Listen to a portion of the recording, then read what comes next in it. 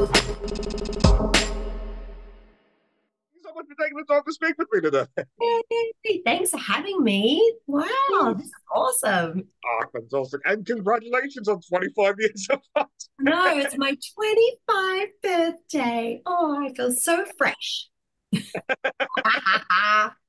Oh, now, I think that was something, 25 years old, you look at Farscape and it's aged so well compared to a lot of the sci-fi of the era. Like, it really, like, the kind of the balance of character and comedic with the big space sci-fi operatics element of it. That's sort of what sci-fi is now.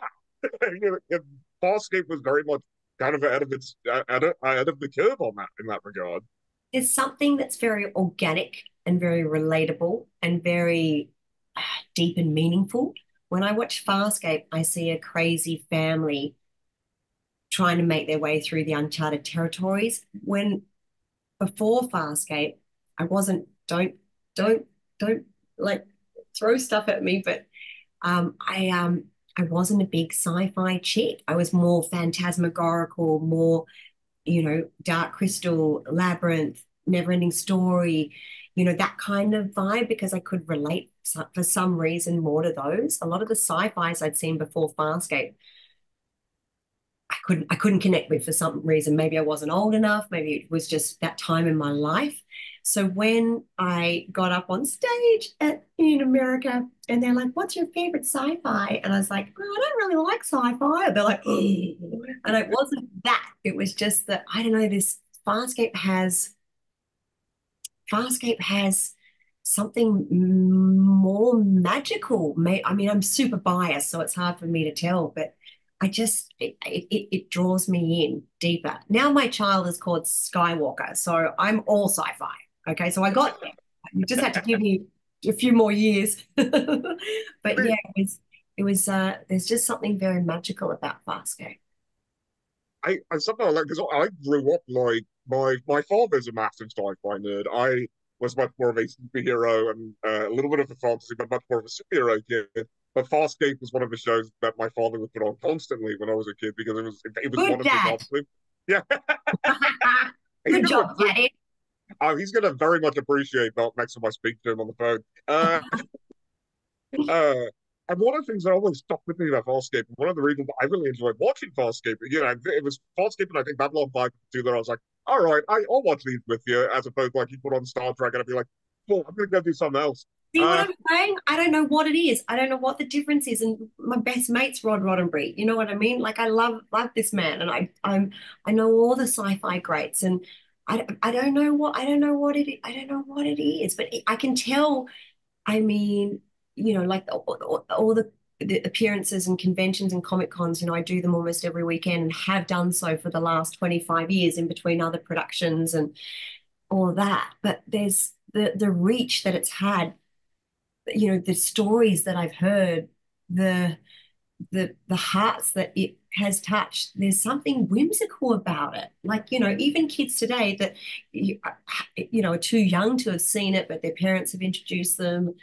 They've seen it on some streaming network at the moment. Even now, and this is how you can tell that it holds up so well. I'm still hearing extremely deep, heartfelt stories about how they connect with the stories and connect with Farscape and connect with the characters. There's something very, very phenomenal about it.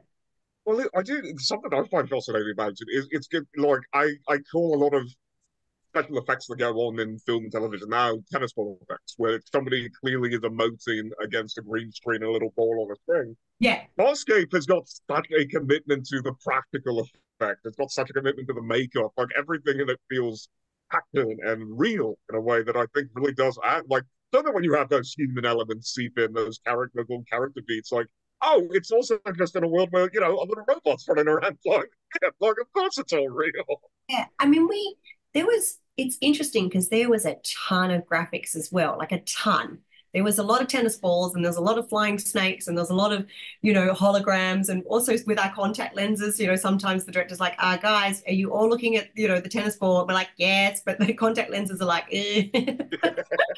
So, but people still remember, and it's one of it's one of the top comments I've definitely received, is that, it holds up so well because of the practical effects. So it feels like, I mean, there is just a ton of graphics as well, but because that Henson's had their creatures are so realistic, and so, like, people say, well, what's it like acting with puppets? I'm like, what puppets? There's no puppets on that set. Like, it's Rigel and Pilot. Don't you call them a puppet? They'll be upset. They live and they breathe, and they have heart and soul. And when I went to work on the creature shop, years later, they pulled Rigel's head out of a box and I lost it. And Brian's like, please, she just try and act like a host. And I'm like, it's Rigel. Anyway. Where's his body? They killed him. Bloody actors. I've got friends who've done stuff with Sesame Street who have said, like, you don't opt to the person. It's like, no, I did a scene with Kermit. Like, Yeah, you really do. And the puppeteers are cool with that. That's what they want. Like, the Henson Company have a great it's called Puppet Up, and it's like nighttime nighttime improv with the naughty puppets. You call them that, and it's hysterical because you can see the puppeteers in full.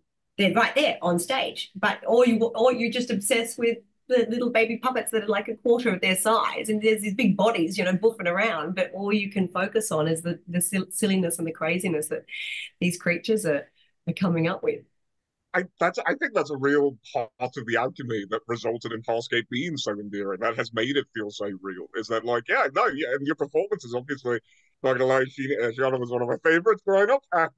So I was a little boy who liked pretty women, so yeah, I mean that. But, like, she was also so full of life and energetic and flirty in a way that you didn't get to see characters in shows like that be. Just very old, like.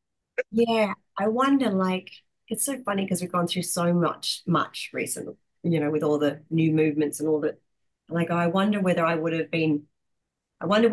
Chiana would have been so risque, But that's the thing, is that in the world of television, you can have creatures and you can have stories, and that's okay. Like something with Farscape that I found very refreshing is they were stories that made sense, even though there were aliens and critters and creatures talking about them. Like, I've done lots of other shows where, there's gratuitous goodness knows what, death and killing and sex and whatever. To me, Farscape had it all made sense. It was very imperative that this thing had to happen to get to the next thing, or to get out off the planet, or to get out. Like, the stories were so beautifully written, and they allowed our characters so much artistic license. Like, it was stunning. It was stunning, and she made me so brave. And it felt like this cast and the crew were a huge part of it, because we were blowing stuff up, we were flying off walls, we were, you'd come in to shoot a scene which was a pretty basic, like even the scene that had like Chiana and where he throws her over his head and Dirk returns, he wasn't meant to do any of that. He's like, I've just got to stop you from moving because it's annoying me. Because I'm all like, all this crazy stuff. And so we would have never had that epic moment in sci-fi history if Ben on that day didn't go, you know what, screw that, I'm going to do this, and we just go with it. And the director's like, that's great. And it really is, I think that's why, one of the many reasons why people connect so deeply, because there are choices coming from here, not, we didn't, I don't know, like now I work on shows and there's so many, you got to do this, you got to do that, you got to tick this, you got to make sure you don't do that, I feel like we're a little bit more wild back then. Not to say what's right or wrong, but I feel like what was one of the differences. Oh, I love that.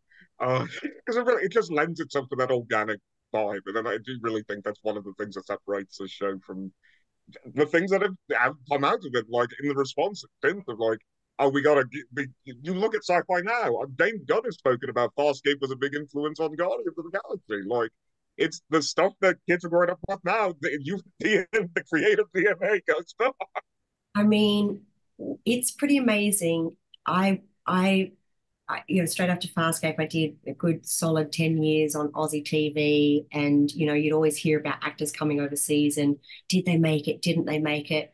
And, my mum's always like, come back and be on Home and Away or Neighbours and like earn a living and be an actress. And I'm like, yeah, but mum, I just sung for Stanley's 95th birthday. I just did a scene with Susan Sarandon. I just did a voiceover with Rick and Morty. I just, like, to me, I would have never had those amazing experiences. And I wouldn't be able to go to so many Comic Cons too, because this flight from Australia is so much, so far away compared to America. Like I've created my own productions. I've met so many amazing people. I'm so grateful for my little adventure and my career in Australia. But I feel like at some point I was just treading water and I really wanted to explore. And I couldn't have done any of that unless of the amazing support of the Farscape lovers and Farscape. So I'm so grateful to all of you guys out there. Oh, oh, that's going to be, but you made my father so happy. He doesn't know why yet. Uh, Lily, thank you so much for taking the time to speak with me today. Honestly, this was so cool. Like this was very, very near to my heart getting to speak with you and everybody else. This meant a lot to me. I'm Fantastic. Have a great rest of your day.